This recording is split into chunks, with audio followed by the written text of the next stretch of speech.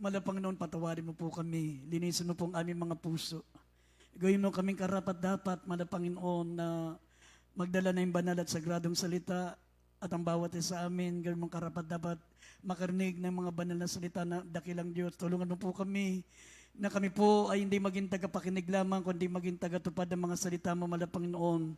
Kayo maglagay ng mga salita mo sa akin, bibigsagan ng akin, wala po akong magagawa. At idinadalangin po namin, buksan mo ang aming puso, ang aming mapangunawa. Pagpalain mong bawat isa sa amin at aming sinasaway. Lahat ng gawa ng kalaban, demons of unbelief and doubts, demons of hindrances. We bind the power of darkness in Jesus' name. Amen and amen. Praise the Lord. Isang malakas na palakpak, amin ang mahal sa ating dakilang Diyos. Purihin pong ating pinakamamahal na Panginoon at bago natin basahin ang ating pambungad na talata, Philippians chapter 3 verse 18 up to 21. Nais ko muna maminamal magpaabot ng pinakamataas na pagsamba, pinakamataas na pagpupuri, pagluwalhati, pagdakila sa ating Diyos, natin pinaglilingkuran ang ating pinakamamahal na Panginoong Jesucristo.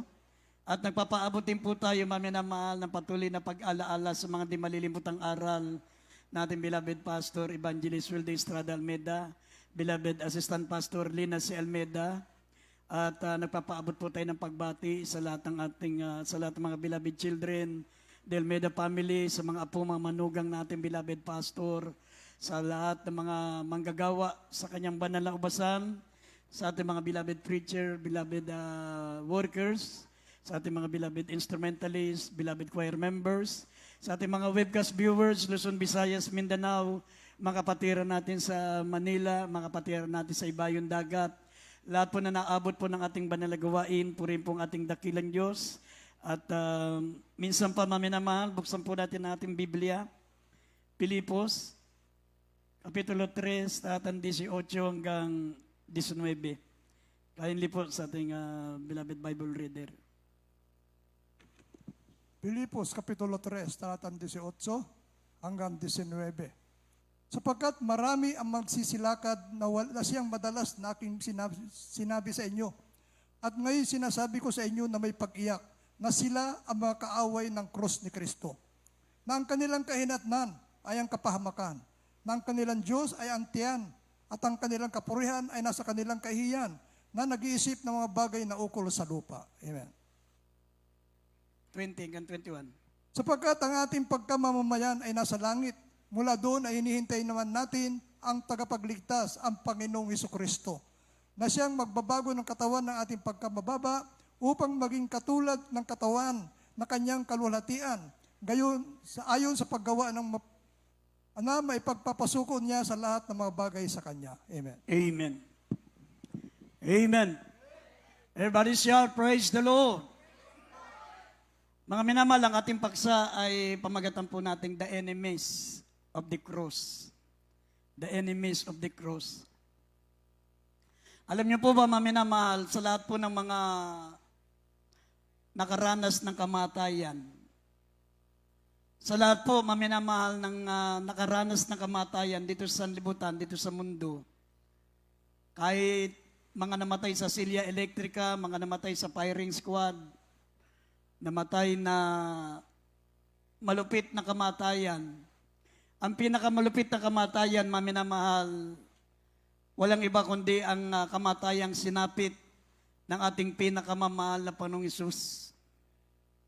Ito po ang pinakamalupit na kamatayan. Ito po yung iginagawad po ng gobyerno ng Roma sa mga gumagawa ng tinatawag na karumal-dumal na krimen. Imbis na dito sa atin, dati meron capital punishment sa atin. Ang pinakaparusa sa capital punishment natin noon ay Silya Electrica o kaya firing squad. Hanggang naging lethal injection, pinakamadali yung lethal injection. Pero noon, maminamahal, ang pinakamalupit na kamatayan noon, yung ikaw ay ipapako sa krus.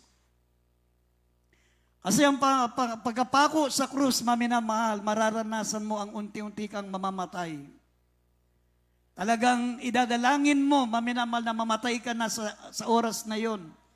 Imagine, nakapako ka sa krus sa gitna na matinding sikat ng araw. Nakapako ang iyong kamay, nakapako ang iyong mga paa. Bukod doon, maminamahal, nandun ka sa isang matinding sikat ng araw mula alas 9 po ng umaga hanggang alas 3 ng hapon. Kaya nga, ang kamatayan ni Kristo sa krus, maminamahal, walang makahigit.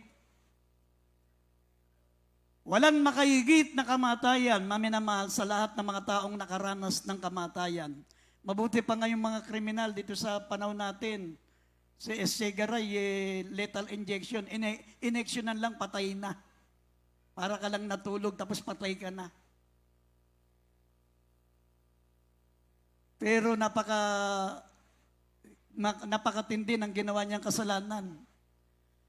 Samantalang ang ating pinakamamahal na Panginoong Kristo, maminamahal, walang kasalanan. Sabi ng 1 Peter chapter 2 verse 22, hindi siya nasumpungan ng kasalanan. Walang nagawang kasalanan ang ating pinakamamahal na Panginoon, kundi ang kanyang gawain, mga minamahal, naglilibot, nagpapagaling ng mga karamdaman, nag-aayag ng mga banal na salita ng Diyos, upang ang mga tao po, maminamahal, ay makaalam ng paraan paano sila aakyat sa langit. Pero namatay siya sa isang karumal-dumal na kamatayan, yung tinatawag na pagkapako sa krus. Amen. Kaya nga, maminamahal, dito po sa mga talatang binasa po natin, maminamahal, sinabi ng ating Apostol Pablo, maminamahal, sabi, marami ang mga nagsisilakad na madalas na sinasabi ko na may pag-iyak, na sila'y mga kaaway ng krus ni Kristo, na ang kanilang kahinatnan ay kapamakan, na ang kanilang Diyos ay ang kanilang mga tiyan, at ang kanilang kapurian ay nasa kanilang kahiyan, sapagat nag-iisip ng mga bagay na ukol sa lupa. Pag ikaw pala Kristiyano, maminamahal, hindi naka-mindset sa isip mo ang langit. Hindi mo minimithi, mga minamahal, na makarating sa langit. Hindi mo number 1 priority ang paglilingkod sa Diyos. Ang tawag sa iyo, mga minamahal, ay Christian. Na ang kanilang mga Diyos ay ang kanilang mga tiyan na nag-iisip ng mga bagay na ukol sa lupa at hindi ipinag-iisip ang mga bagay na nasa langit. Pag mas priority mo ang hanap buhay, ang trabaho, ang negosyo. Pag priority mo, maminamal ang mga bagay dito sa lupa, ang tawag sa iyo ng Biblia, maminamal, ay Christian. Na nag-iisip ng mga bagay na ukol sa lupa at hindi iniisip ang mga bagay na ukol sa langit. Sinabi ng banal na kasulatan, pag Kristiyano ka na, kapag anak ka na ng Diyos, sinabi ng Biblia, ang pagkamamayan natin ay sa langit. Buwat doon, hinihintay natin ang ating tagapagligtas, ang ating mahal na Panginoong Kristo, na siyang magbabago ng ating katawan mula sa pagkamababa upang maging katulad ng kanyang katawan sa kanyang kalulatian ayon sa paggawa na may pasuko niya ang lahat ng mga bagay sa kanya. Ibig sabihin, maminamahal, ipinapaalam sa atin ang ating dakilang Diyos. Sa lahat ng mga Kristiyano, mga minamahal, tandaan nyo, ang pagkamamayan natin ay makalangit. Meron tayong dual citizenship. Unang-una, tayo po ay merong tinatawag na maminamahal na pagkamamayan dito sa lupa at meron din tayong pagkamamayan sa langit. Ikaw ay heavenly citizens. Ang pinaka number 1, maminamahal, na taglay natin, pinaka bukod tangi na taglay nating mga anak ng Diyos, ikaw ay tagalangit. Ikaw ay heavenly citizens. Yung iba, magkaroon lang sila ng green card, nagyayabang sila, American citizen ako. Ako ay Roman citizen. Ako ay citizenship na sila doon sa isang bansa na maunlad, maganda, pinagyayabang nila. Proud sila. Pero tandaan nyo, maminamal, wala nang pinakamataas, pinaka-importanteng pagiging citizenship, yung ikaw ay magkaroon ng heavenly citizenship. Yung ikaw ay tagapagmana ng buhay na walang hanggan. Anytime, pagpikit mo dito sa lupa, didilat ka sa langit sa piling ng Diyos. Sa langit, maminamal, ang kalasada'y ginto. Sa langit, ang mga dingding ng mga bahay mo ay puro mahalagang bato. Mga rubies, mga diamante, lahat ng mga mahalagang bato na nakasulat sa Revelation 21 verse 18 up to 21.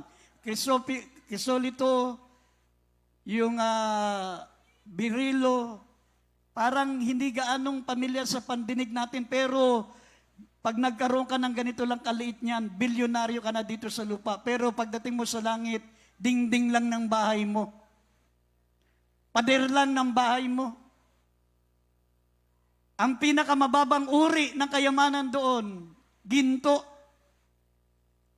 Pero ang ginto doon, kalsada lang. Amen. Kaya nga, lagi sinasabi ng beloved pastor, kung ikaw, Kristiyano ka, mas mahalaga sa iyo ang material, mas mahalaga sa iyo negosyo, mas mahalaga sa iyo ang trabaho. Magpasuri ka sa ospital, baka may ganun ka. Baka may ganun ka. Anong tawag doon sa ganun? Baka ikaw ay naluluwagan ng tornilyo, nalaglagan ng tornilyo. Kasi ang Kristiyano may ganun. Ganun tayo, hindi ganun. Amen? Tandaan nyo, maminamahal, sinabi ng Biblia, it is appointed unto man once to die, then after this, the judgment. Anuin mo, makamtan mo lahat ng kayamanan. Makamtan mo lahat ng mga bagay dito sa lupa. Ngunit, hindi ka naglilingkod sa Diyos, hindi mo pinalagaan ang paglilingkod sa Diyos. Mas priority mo ang kayamanan, ang trabaho, ang negosyo. Mamatay ka. Ni Singkong Duling, wala kang madala. Ni Bitones, wala kang madadala. Kaya mas maganda, yung sabi ng banal na kasulatan, but seek ye first the kingdom of God and His righteousness, and all these things shall be added unto you. Pag inuna mo naman ang kaharian ng Diyos, pag inuna mo naman ang kanyang ang paglilingkod sa Diyos, maminamal, hindi ka naman din pababayaan ng Diyos eh. Sabi, and all these things shall be added unto you. Idadagdag na lang sa iyo. Naranasan namin yan. Naranasan namin yan, mga minamahal. Sino mag-aakala dati? Ang blessing namin, 5 piso lang. Blessing namin, 5 piso. Samantala nung nagtatrabaho kami, kinsenas katapusan, may 3,000 kami, kinsenas katapusan. Tapos pagdating sa pagiging worker, 5 piso lang ang blessing namin. Hindi namin pinanginayangan yun, maminamal dahil nakapokus kami sa langit. Ngayon, mga minamahal, halos lahat yata ng mga manggagawa, may mga sasakyan na sila. Halos lahat ng mga manggagawa, pinagpala na ng ating mahal na Panginoon. Napakaganda na ng kabuhayan. Dati, 5 piso lang ang mga blessing ng mga ngayon. Pinagpala sila ng malapang material, physical, higit sa lahat sa spiritual. Pero ang importante dyan, maminamahal, hindi importante yung material. Dahil iiwan natin yan. Ang importante, maminamahal, yung ikaw ay tagapagmana ng buhay na walang hanggan sa piling ng Diyos sa langit. Kaya nakakapagtaka yung mga ibang mga Kristiyano, maminamahal. Bakit? Dahil sa trabaho, dahil sa negosyo, binabaliwala nila ang paglilingkod sa Diyos. Minsan nandito na nga sila, binabaliwala pa eh. Ayaw pang pakinggan ng salita ng Diyos. Pag nandito ka, hindi ka nakikinig ng salita ng Diyos, malaking lapastanan sa Diyos yan. Galit ang Diyos sa iyo. Bakit? Yung salita ng Diyos, siya mismo ang Diyos. In the beginning was the Word was with God, and the Word was God. Akala nyo, pag hindi nyo pinakikinggan ang preacher nyo, siya ang hindi nyo pinakikinggan, yung Diyos.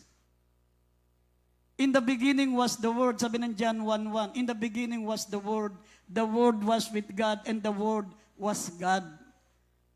Ang napapakinggan niyong salita ng Diyos, ito mismo ang Diyos. Kapag wala kang panahon makinig ng salita ng Diyos, binabaliwala mo pakikinig ng salita ng Diyos, Diyos ang tinatanggihan mo. Kaya sabi ng Revelation 1:3, mapalad ang nakikinig, mapalad ang nagbabasa, mapalad ang sumusunod, sapagkat ang lahat naman nakasulat dito, malapit nang mangyari, mapalad. Hindi sinabing sawing palad. Pag sinabing sawing palad, huwag ka na makinig, umalis ka na. Matulog ka na. Sabi, mapalad ang mga nakikinig, mapalad ang mga nagbabasa, mapalad ang tumutupad. Sa madaling salita, pag hindi ka nakikinig, sawing palad ka. Ikaw na ang pinakasawing palad sa balat ng lupa dahil hindi importante sa iyo ang spiritual na bagay, importante sa iyo ang material. Amen. Kasi sinabi rito, mga minamahal, what is this cross of Christ, which some men are sadly said? Ano po, mga minamahal, ang tinutukoy dito na krus, na tinutukoy, mga minamahal, na sabi ng Biblia, na karamihan sa mga tao ay nagiging kaaway ng krus ni Kristo. Ito po, mga minamahal, yung the suffering of Christ. Minamaliit nila. Binabaliwala nila yung sakripisyong inihandog ng mahal na Panginoon Kristo. Biro mo, saan ka makakita? Para madala ka sa langit, para maligtas ka, para makapiling ka niya sa langit. Yung Diyos na gumawa ng langit at lupa, bumaba. Bumaba siya, nagkatawang tao. Inako niya ang kasalanan mo, inako niya ang kasalanan ko, inako niya lahat ng kasalanan natin para lamang makapiling tayo sa langit. Saan ka makakita ng ganyan? Samantalang kung ikaw, pupunta ka sa ibang bansa, punta ka sa Amerika, pupunta ka sa ibang bansa, sinong mga presidente doon ang magpapakamatay para daling ka doon sa bansa niya? Sinong presidente ang kilala nyo na para makarating ka sa bansa niya, siya ang mamamatay para sa iyo, magsasakripisyo siya para makapunta ka sa bansa niya? Hindi, wala kang makikita. Salip, ikaw ang kailangang magpursige, asikasuhin mo ang passport mo, dahil kailangan magkaroon ka ng visa, lahat ng mga requirements, asikasuhin mo para makarating ka doon sa bansa niya, doon sa lugar na gusto mong puntahan. Pero ang Diyos, maminamahal, siya na ang gumawa ng paraan para makarating ka sa langit. Amen. Sinabi rito, maminamahal, namatay siya. He was wounded for our transgression. He was bruised for our iniquities. The chastisement of our peace was upon him, and by his stripes we are healed. Sabi na Isaiah 53 verse 5.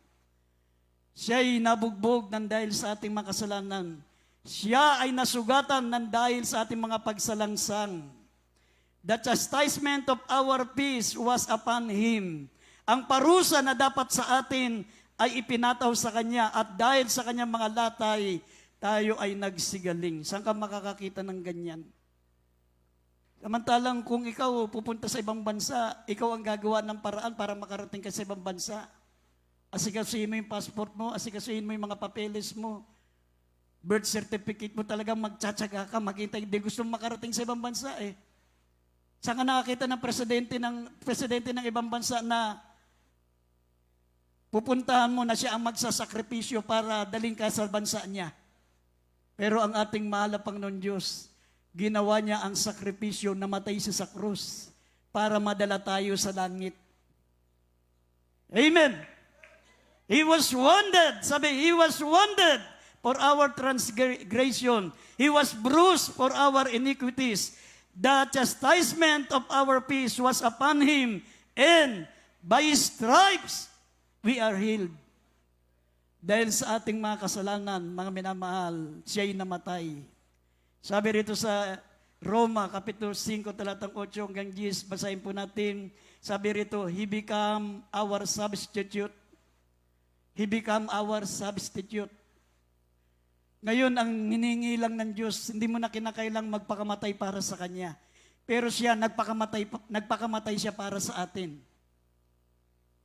Pero tayo ngayon naglilingkod sa Diyos, hindi niya hiniling na magpakamatay ka para sa Kanya. Ang hinihiling niya, makinig ka ng Kanyang banal na salita. Amen? Ito lang yung paraan ng Diyos para maipahayag mo ang pagpapasalamat mo sa Kanya. Pag nakikita ka ng Kristiyano, walang ganang makinig ng salita ng Diyos, walang utang na loob yan. Walang utang na loob yan. Hindi niya iniisip yung sakripisyo ng malapangno, kaya siya pupunta sa langit para kaya nagsakripisyo malapangno para makarating siya sa langit. Hindi niya iniisip yun. Ang iniisip niya yung sarili niya lang. Pero kung tayo po'y marunong tumanaw ng utang na loob sa ating mahal na Panginoon, maminamahal, paglingkuran mo siya. Ibigin mo siya. Pakinggan mo ang Kanyang banal na salita. Wala nang pinakamasamang tao sa balat ng lupa, kundi ang mga taong hindi nakikinig ng salita ng Diyos. Tandaan niyo po yan. Wala nang pinakamasamang tao sa balat ng lupa, kundi ang mga taong walang panahong makinig ng salita ng Diyos. Kasi sinabi ng Proverbs 28 verse 9, pag hindi ka nakikinig ng salita ng Diyos, ang panalangin mo magiging karumal-dumal. Kahit magdasal ka mula sa pintuan hanggang doon sa altar, lumakad ka ng paluhod. Tignan nyo sa ating kinagis ng reliyon. Para lang pakinggan sila ng Diyos mula sa pinto, lalakad ng paluhod hanggang doon sa altar. Tapos lahat ng mga estatwa, ipupunas yung kanyang panyo, ipupunas sa mukha niya para pakinggan lang sila ng salita, pakinggan lang sila ng Diyos sa dasal nila. Ang tanong, dininig ba? Walang pinakinggan ang Diyos. Amen? Pero tayo, maminamahal, ang gagawin mo lang bilang pagpapasalamat mo sa ating mahal na Panginoon, pakinggan mo ang Kanyang banal na salita. Kasi sa pamagitan ng salita ng Diyos, maipakikita mo ang iyong pagtanaw ng utang na loob, ang pagmamahal mo sa Kanya. Kasi habang pinakikinggan mo ang Kanyang banal na salita, sabi ng Biblia, ang Diyos ang pinapapasok mo sa puso mo. Kasi yung salita na yan, siya mismo yan. Pinapapasok mo ang Diyos sa puso mo habang pinakikinggan mo ang Kanyang banal na salita. Pero pag hindi mo pinakikinggan ang Kanyang banal na salita, pati dasal mo nagiging karumal-dumal. Magiging karumal-dumal kahit anong gawin mo. May sakit ka, manalangin ka, hindi ka pakinggan ng Diyos.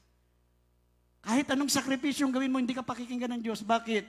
Nasa Proverbs 28 verse 9, ang hindi pakikinig ng salita ng Diyos, ang kanyang dasal magiging karumal-dumal. Magiging karumal-dumal sa harapan ng Diyos. Ibig sabihin ng karumal-dumal, pag nakakita kayo ng isang pagkain na nakakaduwal, karumal-dumal ang tawag dyan, yung pag may nakita ka isang bagay, nasusuka ka. Ganon ang tingin sa iyo ng Diyos pag hindi ka nakikinig ng salita ng Diyos. Lalapit ka pa lang sa Kanya, masusuka na siya. Nasa Proverbs 28 verse 9, ang hindi pakikinig ng salita ng Diyos, ang dasal niya magiging karumal-dumal. Basahin natin kindly, ito mo ng Roma 5:8. Saka dito sa Proverbs 28 verse 9. Ito po sa Roma chapter 5 verse 8 up to 10. Datapat ipinagtatagubili ng Diyos ang kanyang pag-ibig sa atin. Na nang tayo makasalanan pa, si Kristo ay namatay dahil sa atin. Lubha pa ngayong inaaring ganap sa pamamagitan ng kanyang dugo. Ay maliligtas tayo sa galit ng Diyos sa pamamagitan niya. Okay na, Isaias. Ayon sa Proverbs na. 28:9. Proverbs 28 verse 9. Siyang naglalayo ng kanyang pakinig sa pakikinig ng kautusan, maging ang kanyang dalangin ay karumal-dumal. Amen. Amen. Amen. Kami, mga minamahal, hindi sa pagmamalaki. Pag nakinig kami ng Word of God, sinasabi pa lang ng preacher, alam na namin kung saan babubuklat. Pero nakikinig pa rin kami. Pero mo sa loob ng ilang taon kami nagbabasa ng Biblia, ilang taon kaming, kita nyo yung Bible ko siguro nakasampung bili na ako ng Biblia.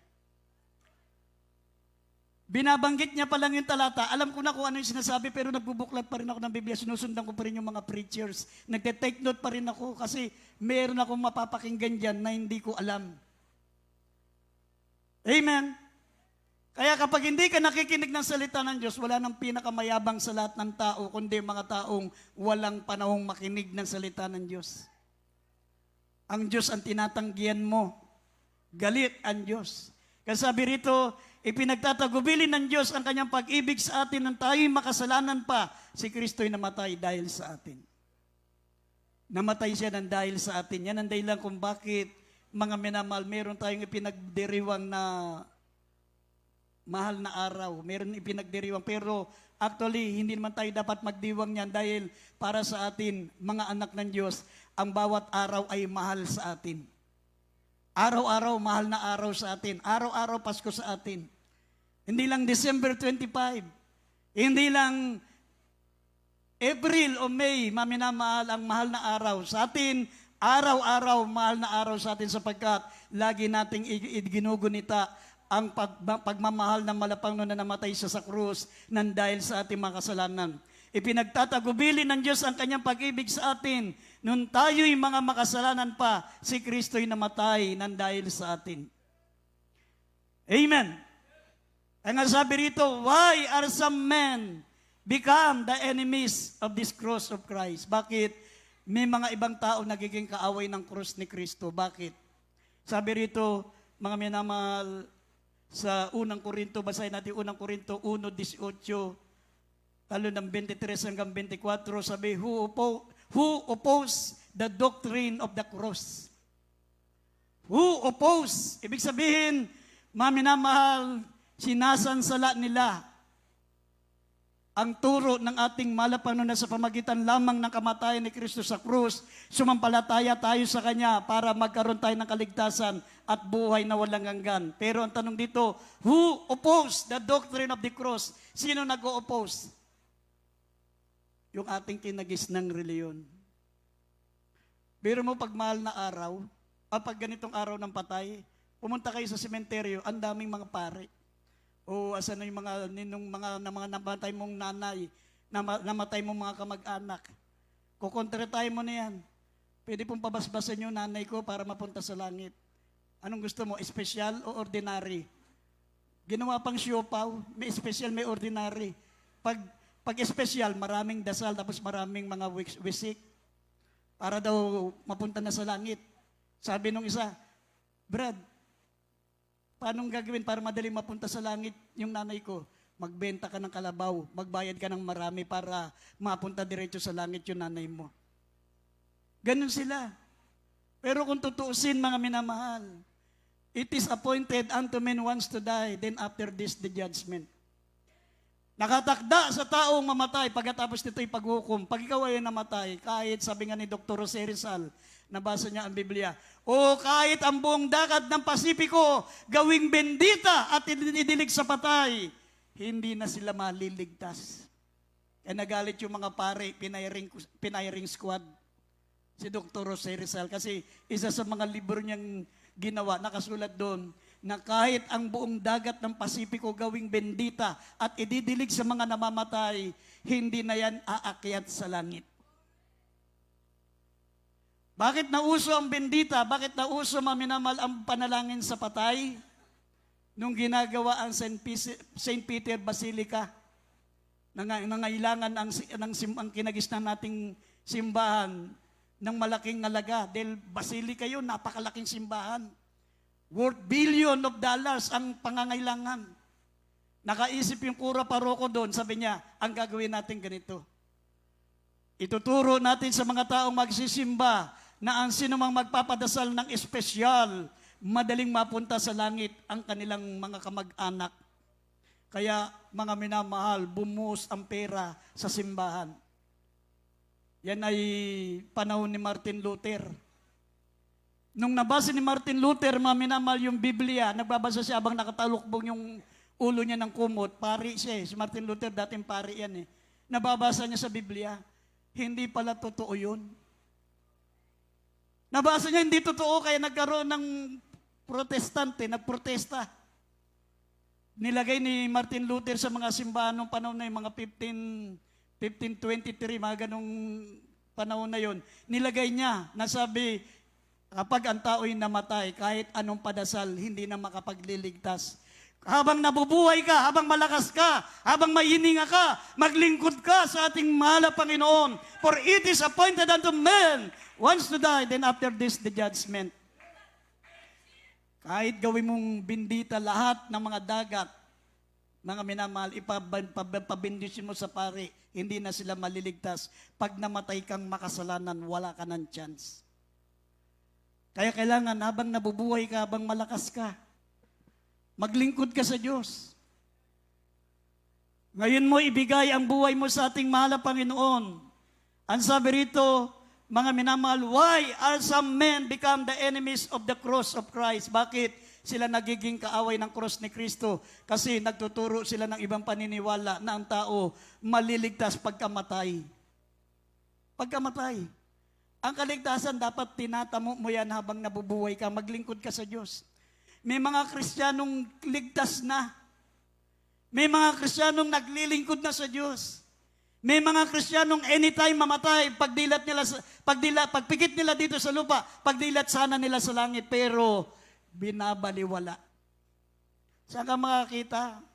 Mga Kristiyanong tagapagmana ng buhay na walang hanggan, ipagpapalit nila yung kanilang kaligtasan sa mga kayamanan dito sa lupa, sa mga trabaho. Hindi masamang magtrabaho, mga minamahal. Tandaan nyo, hindi masamang magtrabaho. Pero kaya tayo nagtatrabaho habang hinihintay natin na tayo pumaroon sa langit para hindi tayo mamatay ng gutom. Parang katulad yan ng mga Israelita nung umalis sila doon sa Egyptian, sa Egypt, sa Egypto.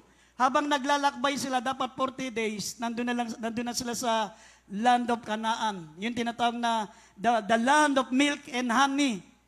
Isang lugar na napakaganda. Nandun na mga magagandang halaman, nandun na malalaking ubas, naroon na minamahal mga tahanan, hindi na sila magtatayo ng bahay, hindi na sila magtatanim para kumain.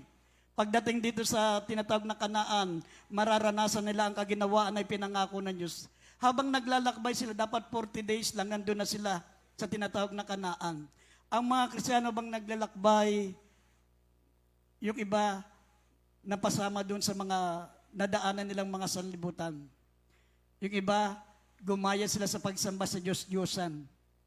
Kasi habang naglalakbay sila 40 days, dapat 40 days eh. Nakasaluma nila na sumasamba sa Diyos-Diyosan, sumamba na rin sila sa Diyos-Diyosan. May ng mga nakasalamuha silang mga materialistic na mga tao, naging materialistic na rin sila. May mga nakasama sila, mga minamahal, na hindi mahalaga ang paglilingkod sa Diyos. Ang mahalaga yung kalayawan ng mundo, kalayawan ng sanlibutan, napagaya na rin ang mga Kristiyano. Imagine 3 million ang naglalakbay from Canaan, from Egypt to Canaan.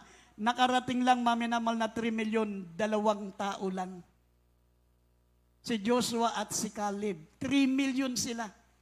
Yung 18 years old pababa, yan yung mga ipinanganak na sa ilang kasi may mga asawa sila habang naglalakbay. At dapat 40 days, nandun na sila sa Kanaan. Dahil sa kakareklamo nila, 7 beses sila nagreklamo. Nagreklamo sila sa leader nila. Yan ang pinaka-number 1 kasalanan ng mga Kristiyano. Yung murmuring concerning leaders. Ayaw nila kay Moses. Ganun, minsan may mga ganun mga Kristiyano, talagang nagmumukmuk ang kalooban nila pag nagsasalita na yung preacher. Ayaw nila ng preacher concerning their preachers.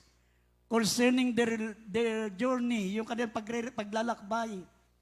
Concerning their food, yun yung mga pinireklamo nila. Concerning their enemies, yung mga kaaway nila. Concerning their life, yung wala silang kaligayahan, kundi maglakbay at magpunta sa Kanaan. Yun ang mga nirereklamo nila.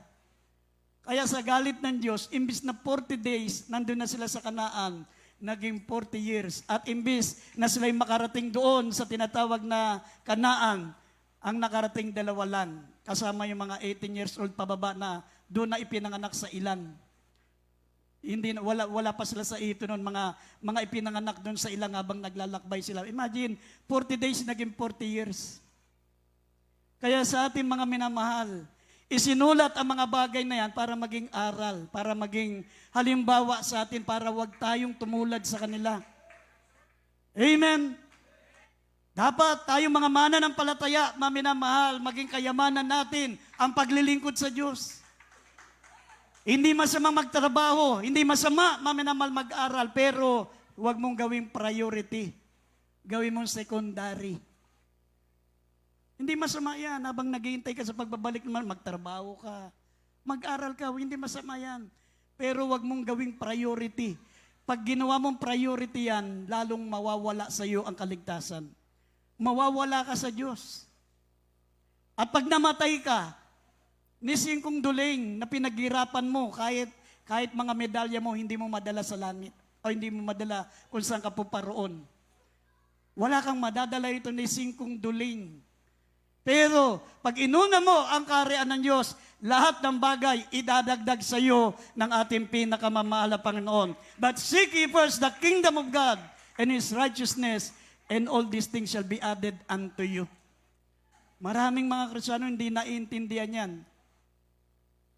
Hindi nila naiintindihan na lahat ng bagay idadagdag sa kanila. Biro mo, saka makakita ng mga Kristiyano naghihintay na lang ng pagbabalik ng mahal na Panginoon. Anytime babalik ang mahal na Panginoon.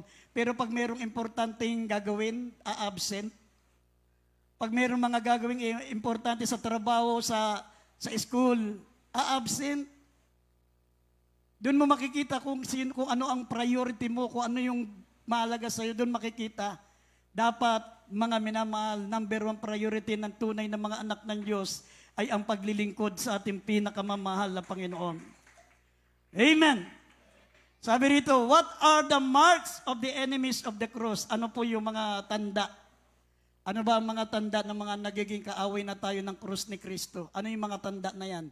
Unang-una sabi rito, those who were once enlightened and have tasted of the heavenly gift, and they shall be pulled away. Yung nakaranas na sila ng mga pagpapala galing sa Diyos, gumaling sila. Dati silang lipos ng karamdaman, dating miserable ang buhay nila. Dati mga minamaw, wala silang kapayapaan, wala silang kagalakan. Natagpuan nila ang mahal na Panginoon. Wala nang pinakamalaga para sa kanila kundi ang mahal na Panginoon. Pero sabi rito, at saka naiwalay. Dumating yung mga tukso ng sanlibutan, dumating maminamal yung mga tinatawag na opportunities ng sanlibutan, nawala sila sa paglilingkod sa Diyos. Yan po yung mga tinutukoy na nagiging enemies. Nagiging enemies of Christ. Hindi natin alam, nagiging kaaway tayo ng krus ni Kristo. Amen? Sabi rito, basahin natin Hebrew chapter 6, verse 4 up to 6. Tayo po, mga minamahal, na minsan naliwanagan, napatunayan natin napakalaga ng paglilingkod sa Diyos at saka tayo nahiwalay, nagiging kaaway tayo ng krus ni Kristo. Basahin natin. Hebrews 6, 4 up to 6. Dito po sa Hebreo Kapitulo 6, talatang 4 hanggang 6. Sapagkat tungkol sa mga minsang naliwanagan at nakalasap ng kaloob ng kalangitan at mga nakabahagi ng Espiritu Santo, at nakalasap na mabuti salita ng Diyos at na makapangyarihan ng panahong darating, at saka nahiwalay sa Diyos, ay di maaring baguhin silang muli sa pagsisisi. Yamang kanilang ipinapapako muli sa kanilang sarili ang anak ng Diyos na inilalagay ng muli siya sa hayag na kahihiyan. Amen. Amen. Amen. Ang epekto pala rito sa ating dakilang Diyos maminamal, inilalagay muli natin siya sa hayag na kahihiyan. Yung pagkatapos natin siya makilala, pagkatapos na tayo po'y tumanggap ng mga sabi rito, mga nakalasap ng kaloob galing sa langit, gumaling tayo sa karamdaman, binago tayo ng mahal na Panginoon, nagkaroon tayo ng kagalakan, nagkaroon tayo ng kapayapaan, nagkaroon tayo ng kaligtasan, sabi nakalasap ng mga kaloob galing sa kalangitan at saka naiwalay. Sa tagal ng paglilingkod natin sa Diyos, medyo nawili tayo sa mga bagay sa sanlibutan. Sabi ng Biblia, at saka sila nahiwalay. Sabi po rito sa Diyos, ay hindi na sila maaring baguhin pa sa pagsisisi. Yamang kanilang ipinapakong muli sa ganang kanilang sarili ang anak ng Diyos at inilalagay na muli siya sa hayag na kahihiyan.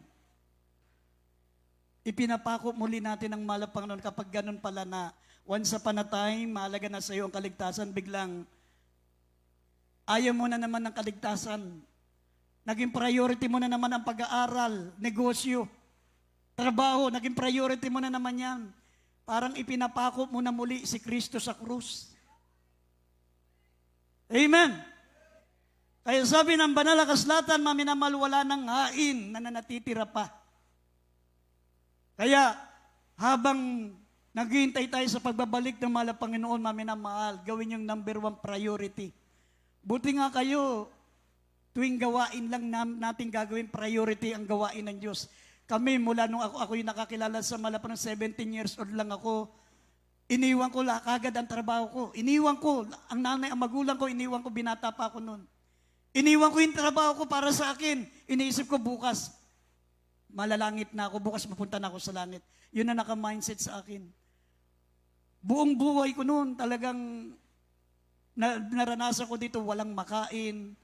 Ang blessing namin, 5 pesos, 2 piso pambiling tinapay, 2 piso pambiling sabon, yung piso tithes and love offering. Ang tagal na panahon, ganun ang buhay namin, pero hindi ko inisip yun. Ang inisip namin, kami tagalangit, tagapagmana ng buhay na walang hanggan sa piling ng Diyos. Kaya napakapalad nyo nga, maminamahal, tuwing gawain lang natin, pahalagaan ng gawain. Tignan nyo yung simbahan na walang kaligtasan. Kahit balik-baliktarin mo ang mundo, kahit basahin mo ang Biblia from cover to cover. Nakita nyo yung mga taong hindi naniniwala na si Kristo'y Diyos. Kahit anong gawin yan, kahit doon na tumira yan, walang kaligtasan yan. Walang kaligtasan, pero nakita nyo yung kanilang sakripisyo. 4 na beses talagang nagsisikap. Akala nila akyat sila sa langit. Talagang pag nasara yung pinto, sarado na. Dito hindi natin sinasara yung pinto.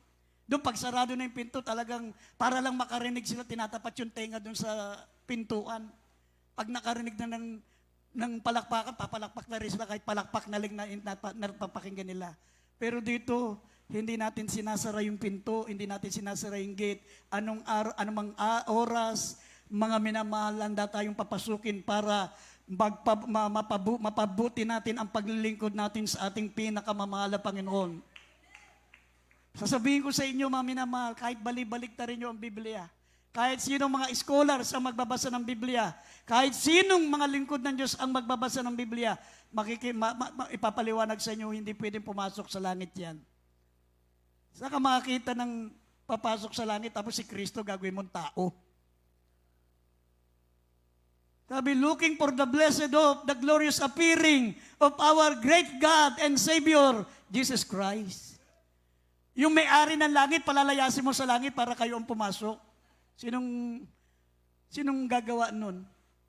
Palalayasin yung may-ari ng langit, yung gumawa ng langit, para makapasok kayo. Si Kristo, tao, pero kayo, yung leader nila, anghel, mataas pa kay Kristo.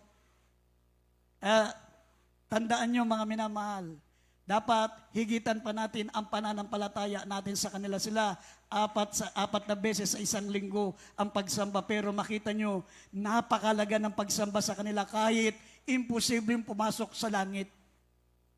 Imposible. Bakit? Mismong yung may-ari ng langit, ayaw nilang papasukin eh. Halimbawa, ikaw may-ari ng bahay, tapos may nakitira sa'yo, ayaw kong papasukin, di palabasin mo lang siya. Lumabas ka ng pambira, kapinatira lang kita sa bahay ko, aangkinin mo na. Ganon, mga minamahal, pag hindi ka naniwala na si Kristo'y Diyos, pinalalayas mo si Kristo sa langit para makapasok kayo. Sa Biblia, walang ibang Diyos, walang ibang pangalan na ibinigay sa silong ng langit, sa sukat ikaligtas ng lahat ng tao, kundi ang makapangyariang pangalan ng ating pinakamamahal na Panginoon Jesus. Basahin nyo sa Biblia, walang ibang pinakikilalang Diyos from cover to cover, kundi si Kristo. At si Kristo, hindi ribultong may mga balbas. May bigote, hindi ganun. Hindi yan si Kristo. Ribulto yan. Pag ang paniwala mo kay Kristo, may mga may bigote, may balbas, sasamba ka ron, lulod ka ron, wala ka rin kaligtasan. Kahit sabi mo si Kristo, sinasamba mo. Si Kristo'y nasa langit. God is Spirit. Ang Diyos ay Espiritu, sabi ng banal na kasulatan. Kaya yan po ang sabi ng Biblia, sino ang mga taong nagiging kaaway ng krus ni Kristo? Yung mga taong, mga minamahal, minsan na naliwanagan, ngunit umalis. Once upon a time, naging Kristiyano. Once upon a time, mainit na naglingkod sa Diyos, tapos nagpabaya. Ayaw nang maglingkod sa Diyos. Hindi na sila makapapasok sa karya ng langit. Pangalawa, sabi rito, those Christian whose God is their belly. Yun daw mga Kristiyanong ang Diyos ay ang kanilang tiyan. Ano ibig sabihin ng ang Diyos ay ang kanilang tiyan? Ang priority nila yung tiyan. Hindi baling wag makadalo, basta makapagtrabaho lang. Kasi pag hindi nagtrabaho, walang makakain, walang sweldo. Sabi ng Biblia, maminamahal, but seek ye first the kingdom of God and His righteousness, and all these things shall be added unto you. Tignan nyo sa Ehipto, 40 years naglakbay sila sa Ehipto, walang makain.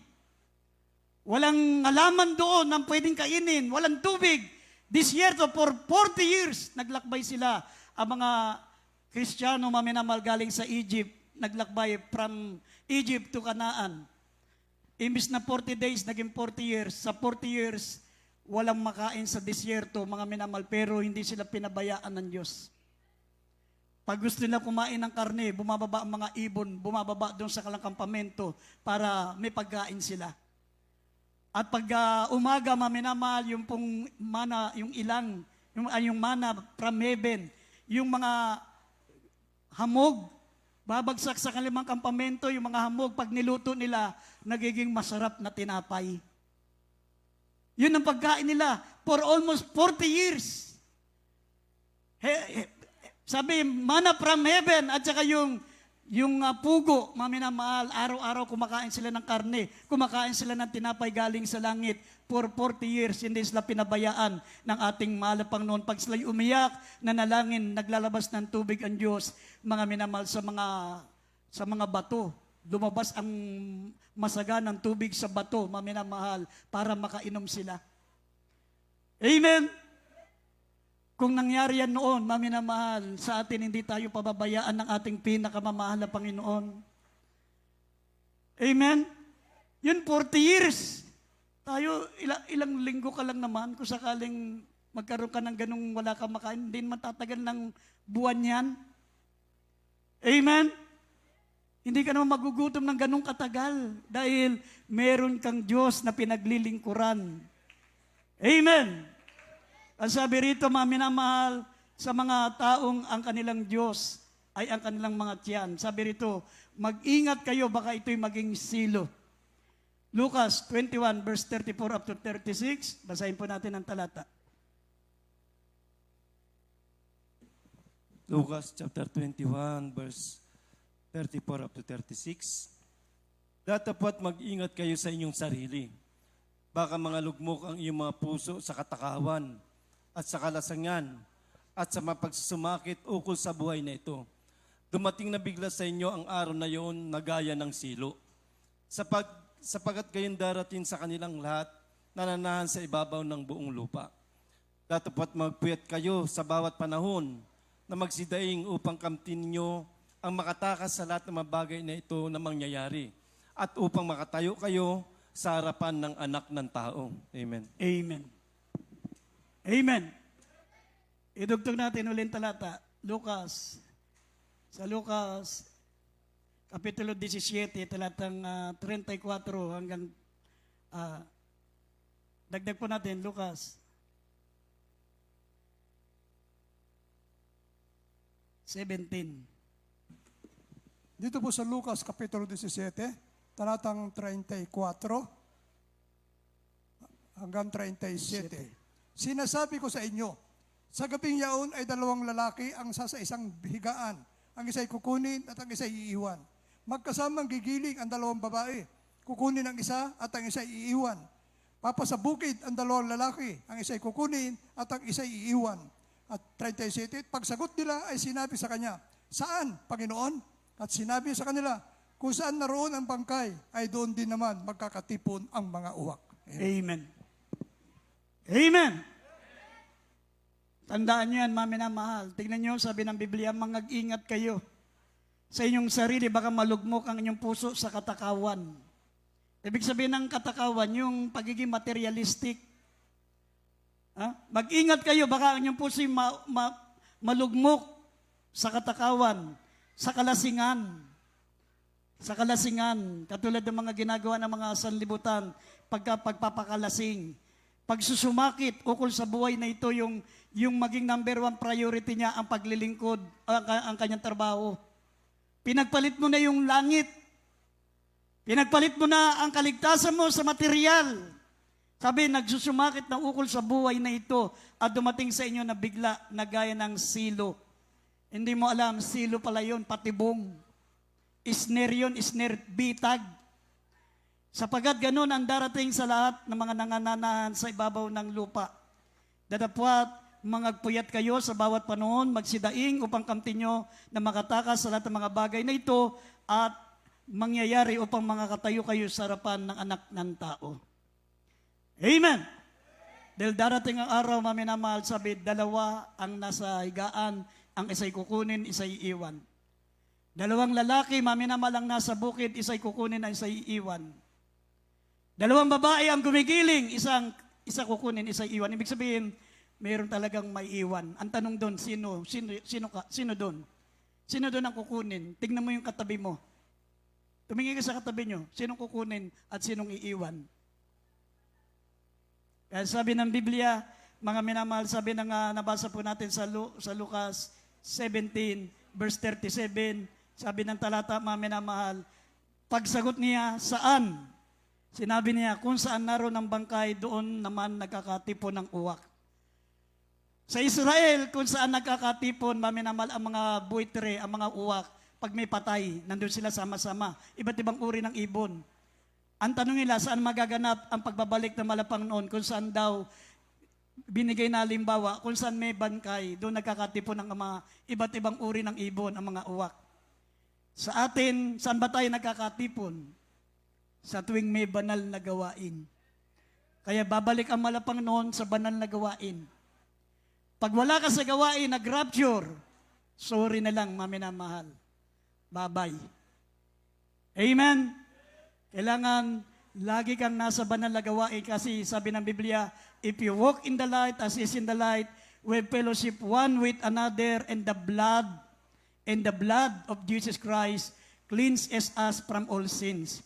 Pag ikaw ay laging nasa banal na gawain, sabi, lahat ng kasalanan mo napapatawad ng Diyos. Sabi, and the blood of Jesus Christ cleanses us from all sins. Lahat ng pagkukulang, lahat ng kamalian mo, pag nandito tayo sa fellowship, nahugasan tayo ng banal na dugo ng ating mahal na Panginoon. Kahit anong kahinaan mo, mapapatawad ng Diyos, magiging karapat-dapat tayo sa langit sapagkat nandun tayo sa fellowship. Pero kahit gaano ka kabanal, kahit gaano ka katuwid, kahit gaano ang iyong pagsunod, pero once upon a time, umabsent ka, biglang nag-rapture, umabsent ka. Hindi ka makasama sa langit. Hindi ka makasama sa rapture. Ang chance mo para makarating ka sa langit, magpapugod ka ng ulo. Nasa Revelation chapter 20 verse 4, lahat ng mga napugutan ng ulo, hindi nagpatatak ng 666, nakarating din sa langit pero napugutan sila ng ulo. Kaya ang Biblia, maminamal, ito po past, present, and future. Nakasulat dito yung nangyari noon, nakasulat dito yung mga nangyayari sa panahon natin, at nakasulat dito yung mangyayari pa lang. Past, present, at future. Ito ang tinuturo namin sa inyo. Everybody shall praise the Lord. Ay tumayo, maminamal, umawit tayo, awitin po natin ang awiting the blood. Awitin natin, maminamahal, ng dugo ng ating mahal na Panginoong Kristo. Ito ang makapagbibigay sa atin ng kabanalan, ng kasakdalan, at iligit sa lahat, mga minamahal ng katubusan sa ating mga kasalanan. Tayo tumayo, umawit tayo sa ating pinakamamahal na Panginoon. Awitin natin ang awiting the blood. Sa ating mga bisita, kung mayroon tayong mga baguhan, kindly, palapitin natin sa unahan, maminamahal, lumapit kayo sa unahan, sa ating mga baguhan upang makatanggap kayo sa ating dakilang Diyos.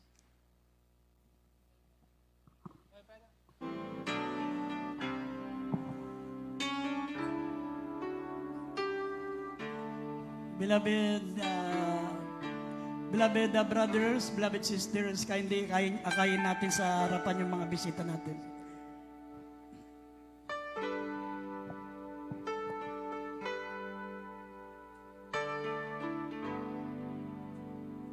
The blood of Jesus.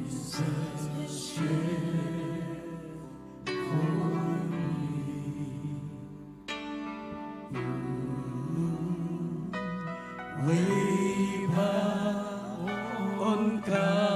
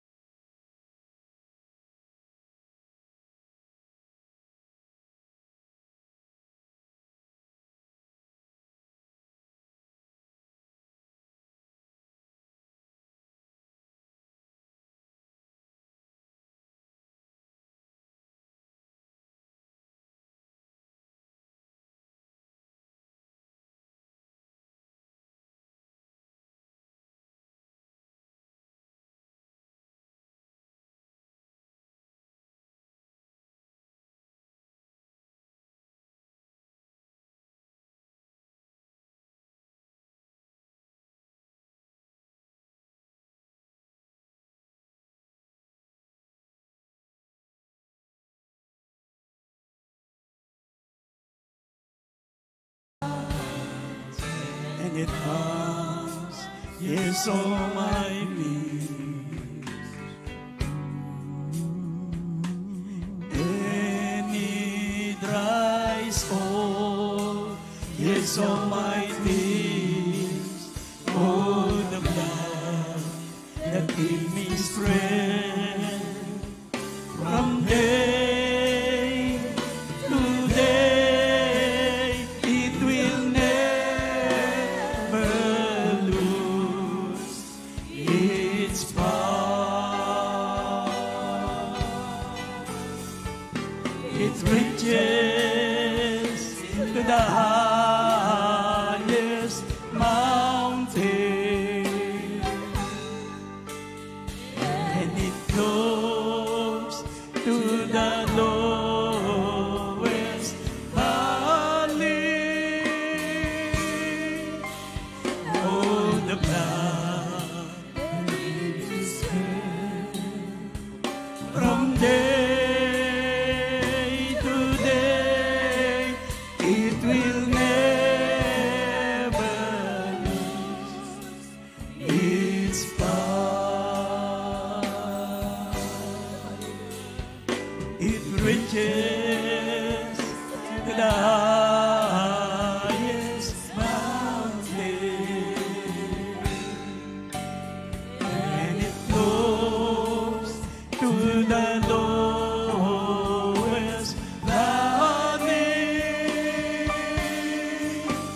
Oh, the blood that gives me strength from day to day, it will never lose its power. Amen. Sa ating mga bisita, mami naman, sa mga baguhan, itaas niyo po yung mga kamay, kindly. Itaas niyo po yung kamay niyo, mga minamahal. Tanggapin yung ating pinakamamahal na Panginoon. Napakalaga, mami naman, ang sandaling ito. Ito po, mami naman, ang pagkakataon na makakasama niyo ang ating dakilang Diyos sa langit. Ito po ang pagkakataon, mga minamahal, na papasukin ka ng Diyos sa langit. Pag ikaw ay totoong naglingkod sa ating mahal na Panginoon, simula ngayon hanggang sa pagbabalik ng mahal na Panginoon, paglingkuran niyo siya, mga minamahal. Walang kaligtasan sa ating mga kinagisnang reliyon. Walang kinagisnan sa iba't ibang mga religion, mga minamahal. Ang kaligtasan ay nasa pananampalataya sa ating pinakamamahal na Panginoong Jesucristo. Sumunod po kayo sa panalangin, banggitin niyo po mga katagang ito, mga minamahal. Ito po'y panalangin ng pagtanggap. Sabihin niyo po mga katagang ito, sabihin niyo, dakilang Ama sa langit, Diyos na makapangyarihan sa lahat, sa pangalan ni Jesus, kami po ay makasalanan. Nagsisisi po kami sa aming mga nagawang kasalanan mula nang kami po'y nagkaisip hanggang sa mga oras na ito. Mahal na Panginoon, patawarin mo po ako. Tinatanggap kita bilang aking tagapagligtas, Diyos at Hari ng aking buhay. Baguhin mo po ako, gawin mo po akong tunay na anak mo sa isip, sa salita, sa gawat katotohanan, sa makapangyarihang pangalan ni Jesus. In Jesus' name, amen and amen. Mga minamahal, panalangin natin ating mga bisita, mga baguhan. Mabisa ang panalangin ng marami, mga minamahal, kaya panalangin natin sila na sana'y manatiling naglilingkod sila sa ating pinakamamahal na Panginoon. Dakila't mapagpala po naming Ama Diyos na makapangyarihan sa lahat. Narito po mga bago naming kapatid, malapang dinawa itong una tuli ng pagtanggap sa iyo, malapang Panginoon. Isulat mo po kalamapangalan sa aklat ng buhay, gayon mo sila mga tunay na anak mo.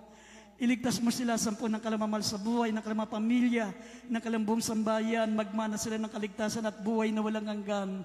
Pagpalain mo po sila, pangawakan mo po sila sa makapangyarihang pangalan ni Jesus. In Jesus' name, amen and amen. Sa mga bisita natin, maminamal, magpabautismo po kayo. Ang bautismo, hindi po ito napakasimpleng seremonya, maminamal. Ito pong bautismo, pinakikita mo na ikaw ay totoong nanampalataya sa mahal na Panginoon Kristo. Maraming mga tumatanggap dito, maraming tumatanggap sa simula, pero hindi na sila nagpapabautismo. Pag hindi ka na bautismoan, useless. Hindi ka naniwala, maminamahal, kahit lumapit ka sa unahan, pag hindi ka na bautismoan. Sabi ng Marcos 16, talatang 15 hanggang 16, ang sumampalataya at mabautismoan ay maliligtas, ngunit ang hindi sumampalataya ay mapapahamak.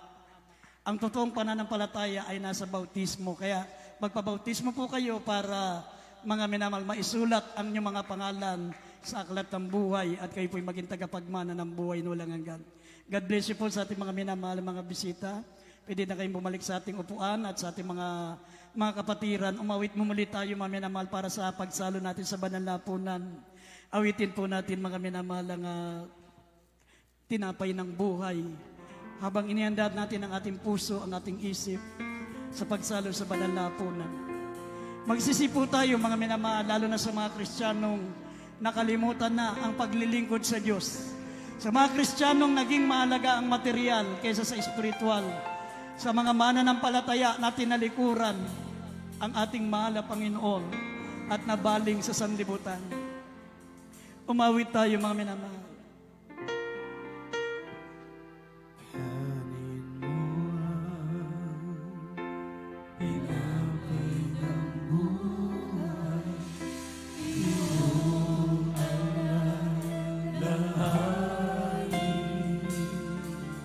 Magsisipo tayo, mga minamahal. Ihanda natin ang ating puso sa pagsalo sa banal na hapunan. Hallelujah. Upang tayo'y magkapiling,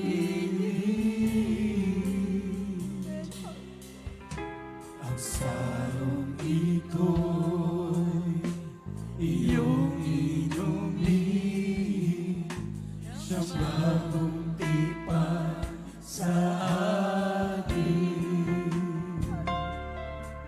Yan ang dugo tumigis upang tayo'y luminis. Yan ang pag-ibig ng ating Panginoon.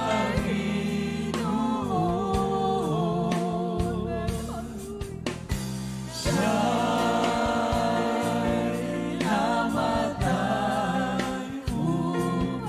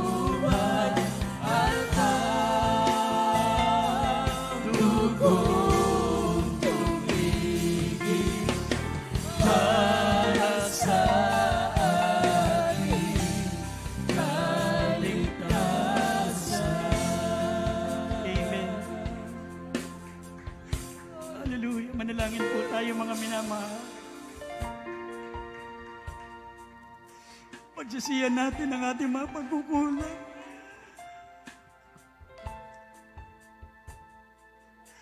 Idalangin natin, maging karapat dapat tayo, mga minamahal. Napakarami natin mga pagkukulang. Napakarami natin.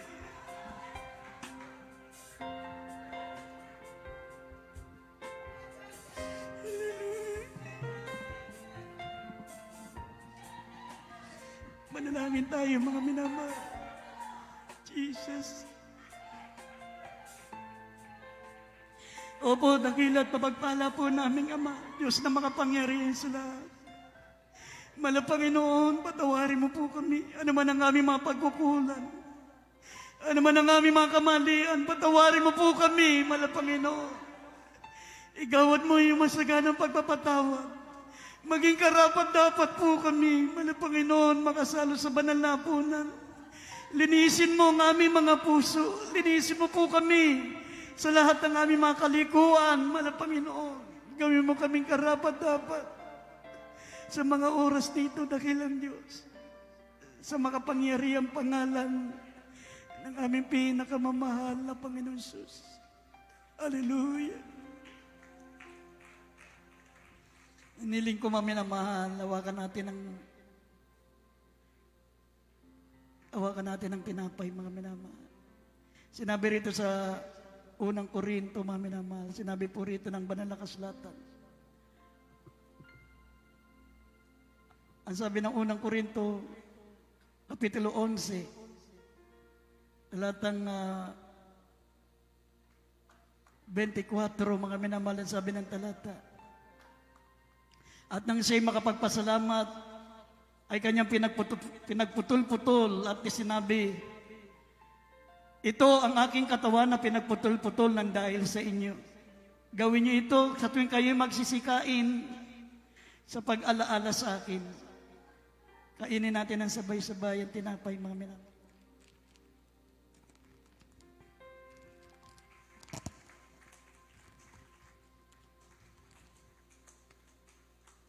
Hawakan po natin ang katas ng ubas.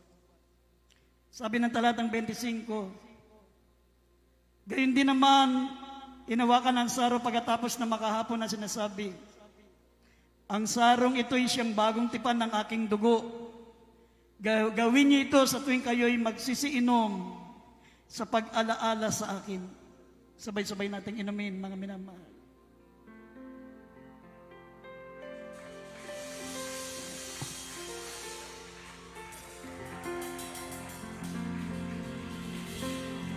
Dami natin ang presensya ng mahal na Panginoon. Hallelujah!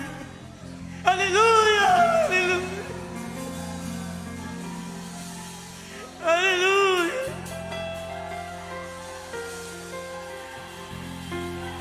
Habang nararamdaman natin ang presensya ng mahal na Panginoon, umawit po tayo. Awiting tinapay ng buhay, mga minamahal. Hallelujah!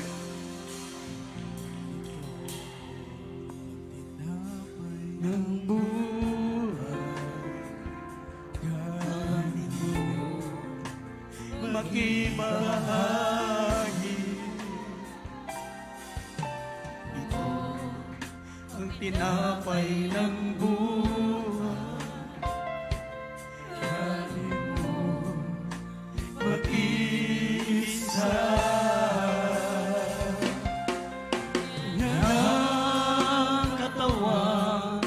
Pinayubay upang ikaw ay mabuhay. Yan ang katawan ng hirap upang iyong kamtan ang buhay na walang hanggan.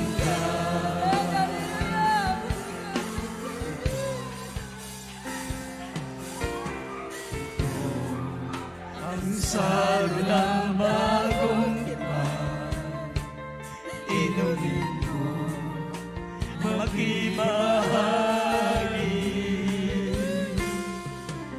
Ito ang saro ng bagong tipan, inumin mo, mag-iisa. Yan ang kagong tumigil upang ikaw ay lumibig. Yan ang dugo ni Kristo na para sa iyo sa krus ng Kalbaryo ay lumibig. Ang tinapay ng buhay, ang saro ng bagong tipan. Yan ang katawan na bayubay. Yan ang dugong tumigil. Ito ang aking patunay. Ako'y kasama niyang namatay. Ito ay aking ipahayag na magbabalik si Jesus na buhay. Ito ay aking patunay. Ako'y kasama niyang namatay. Ito ay aking ipahayag na magbabalik si Jesus na buhay. Magbabalik si Jesus na buhay. Amen. Mga minamahal, sama-sama po tayong manalangin habang nasa ating kalagitnaan pa ang banal na presensya ng ating mahal na Panginoon. Manalangin po tayong lahat sa ating mga kahilingan, sa ating mga pangailangan. Idulog natin sa ating dakilang Diyos ang ating mga kahilingan, mga pangailangan. Opo, dakil at papagpala po naming Ama, Diyos na mga pangyarihan sa lahat. Malapang nang sama-sama po namin idinudulog ang mga kahilingan ng mga kapatiran po namin. Ano man po ang kalamataglay na karamdaman, ano man po ang mga taglay, malapangino ng mga natitirang mga kahinaan. Patawarin mo po kami, linisin mo po ang aming mga puso. Hipuin mo kami, malapanginoon, pagaling mo lubusan ng aming mga sakit, ang aming mga karamdaman, malapang palayain mo kami sa lahat ng aming mga natitirang mga kahinaan, malapang pagpalain mo lahat ng mga anak mo, material, physical, higit sa lahat sa spiritual, pagpapala, malapanginoon, sa mga pangyarihang pangalan ng malapanginoong Sus. In Jesus' name, in Jesus' name. Ipatong natin ang ating mga kamay sa ating mga ulo, mami na mahal. Sabayin niyo lahat ng gawa ng kalabang. Di mo mga karamdaman, mga panghihina, panlupaypay, demons of materialism. Lahat ng gawa ng kalabang, panghihina, panlupaypay, vices. Lahat ng gawa ng kalabang, pinalalayas namin. Demons of infirmities and diseases. Cast out in the name of Jesus. Demons of infirmities and diseases. Demons of cancer, leukemia, diabetes, asthma, sakit sa puso, high blood, lahat ng gawa ng kalabang. Lumayas kayo mga bisyo, pag-inom ng alak, paninigarilyo, lahat ng gawa ng kalabang. Lumayas kayo, panghihina, panlupaypay. Demons of unbelief and doubts, cast out in Jesus' name. Hallelujah, be healed, vices begun. In Jesus' name, bless us, O Lord God, in Jesus' name. Amen and amen. Tumayo tayong lahat, mamaya na mahal. Nasa Lucas 6:23, magsilundag tayo sa tuwa. Napakalaki ng gantimpala natin sa langit, mga minamahal. Tanda po natin, yung sakripisyo po natin, hindi po kayang ikumpara sa gantimpalang naghihintay sa langit. Amen? Kaya magsakripisyo po tayo, mga minamahal. Malapit na pong bumalik ang ating mahal na Panginoon. Pahalagahan nyo higit sa lahat ang paglilingkod sa Diyos kaysa sa mga material na bagay. Pag naiwan ka dahil sa material, wala pong kabuluhan ang pera pagdating ng araw. Lahat ng mga ginto, lahat ng mga pera, walang saysay Pag may tatakan ng 666, kahit wala kang pera, bibigyan ka ng pagkain, bibigyan ka ng kailangan mo, pero wala ka ng kaligtasan. Kaya bago mangyari yan, mga minamahal, nasa langit na po tayo. Kaya sabi ng Biblia, magsilundag kayo sa tuwa, napakalaki ng gantimpala natin sa langit. Sabay-sabay sumigaw habang tumatalon. Hallelujah, praise the Lord. 3 beses, mga minamahal. Hallelujah, praise the Lord. Hallelujah, praise the Lord. Hallelujah, praise the Lord. Palakpakan po natin ang ating pinakamamahal na Panginoon. God bless you, mga minamahal. We love you so much. But there is Jesus loves you more. At